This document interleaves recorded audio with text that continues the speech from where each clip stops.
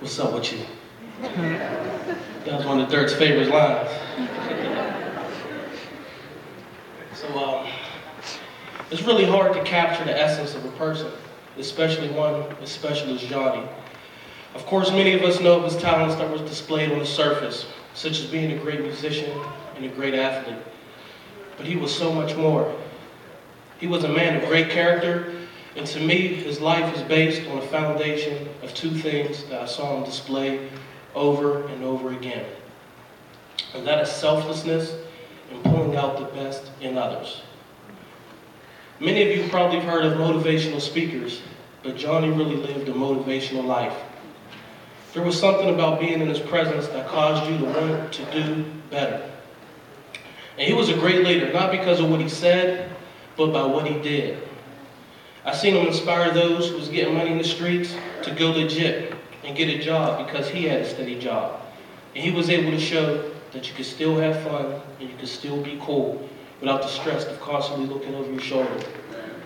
I seen him inspire a friend to get married because of the way that he dealt with women, with respect and a listening ear. I've even seen him inspire fathers to become better because of the way that he seen being dealing with Jasmine and others who looked at Johnny as a father figure in their lives. And I don't know if you noticed, but Johnny had real good posture. And he didn't know that, but when we were sitting in the same room, I would ensure that my back was straight, just because his was. And I always wanted to get in shape because he was in such great shape. He was the only person that I've seen with my own eyes who had muscles on the side that was between the bicep and the tricep. It was crazy. And like I said, he didn't tell people to get a job or to get in shape or to respect women. He spoke volumes without saying a single word. And when it comes to giving, I've literally seen him give the shirt off his back. There was a kid a while back who liked the shirt he had on, and he gave it to him right there on the spot. He would let you use his car, he would give you money, he would give you his time, a kind word, and anything else that you may have needed. I think the only thing that he wouldn't give you was his keyboard, but other than that, everything else was up for grabs. But he really wanted others to succeed and to do well. He genuinely valued other people's success as his own. And the legacy of his selflessness is the reason why I can stand before you today. 3 years ago, I was asked to speak at an event after the release of my book, Male by Birth, Man by Choice. And many of you may or may not know, but I had some major stuttering issues coming up.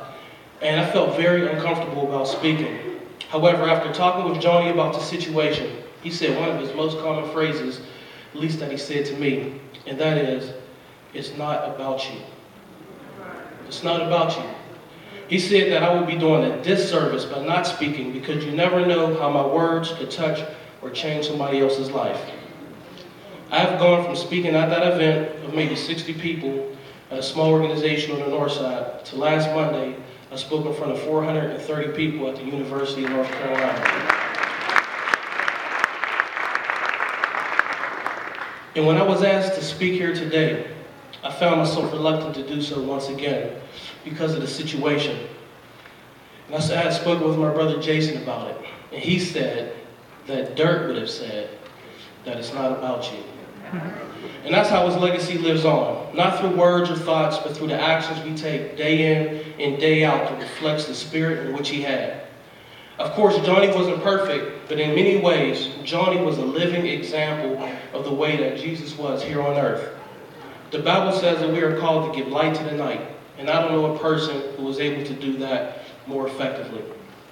He was like an ambassador or a liaison for those who may have been neglected or just didn't have some of the breaks that many of us may take for granted in life. And one of the things that I really admire most was the fact he was willing to take a chance. Unlike many who pass away, Johnny cannot say shoulda, woulda, or coulda. We took a chance of breaking into the music industry by moving to Atlanta for about 2 years. And we spoke about this adventure a little while back. And he said that I have absolutely no regrets. No one can say that we didn't try. And that's what we will want for each and every one of you as well. To go after your dreams, to think bigger, to love harder, to go out on the limb, because that's where the fruit is. Johnny was very smart, and he was even more convincing. I always told him that he should have been an attorney, and he was super stubborn. In a way that he wouldn't give into your position, but said everything that he could so you could side with his point of view. Johnny never judged others, which he noted in a song we did together titled Hustle. He was extremely wise, and he was a very strategic thinker. He was an incredible producer and songwriter.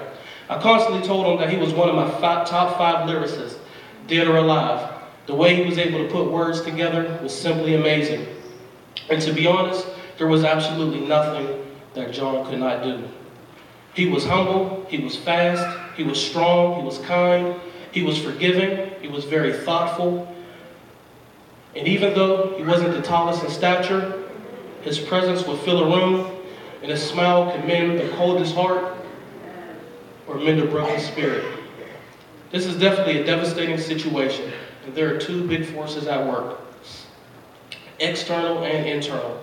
And we have very little control over external forces, such as tornadoes, earthquakes, floods, disasters, illness, pain, and death. But what really matters is the internal force and how we choose to respond to those disasters.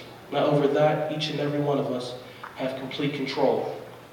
Someone asked me, what was I going to do now that Johnny is no longer with us? And this is how I choose to respond to this disaster. I'm going to love, I'm going to live. I'm going to continue pursuing my dreams and living with no regrets. I'm going to live the kind of life that he will want for me. One that is selfless, productive, and significant. And I recommend for each and every one of you to do the exact same. May God bless you. Mr. Sumpter, Ms. Claudia, I wish you guys peace. And for you, bro, like the guy said at the end of Gladiator, I will see you again, but not yet. Not yet.